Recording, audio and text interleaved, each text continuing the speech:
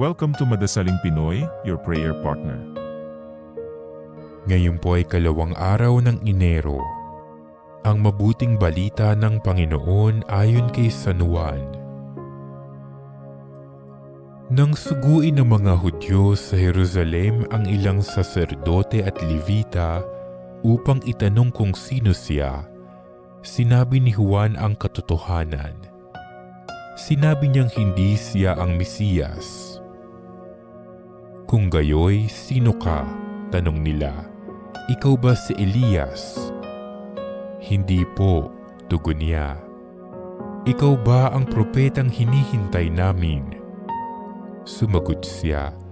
Hindi po. Sino ka kung gayon? Tanong nila uli. Sabihin mo sa amin para masabi namin sa mga nagsugo sa amin. Ano ang masasabi mo tungkol sa iyong sarili? Sumagot si Juan. Ako ang tinig ng isang sumisigaw sa ilang. Tuwirin ninyo ang daraanan ng Panginoon. Ang propeta Isaías ang may sabi nito. Ang mga nagtanong ay sugo ng mga Pariseo. Muli nilang tinanong si Juan, bakit ka nagbibinyag? Hindi pala naman ikaw ang Mesiyas, ni si Elias, ni ang propeta. Sumagot siya, ako'y nagbibinyag sa tubig, ngunit nasa gitna ninyo ang isang hindi ninyo nakikilala.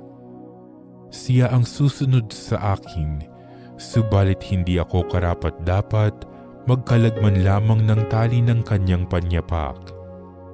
Ito'y nangyari sa Betania, sa ibayo ng Jordan na pinagbibinyagan ni Juan. Ang mabuting balita ng Panginoon.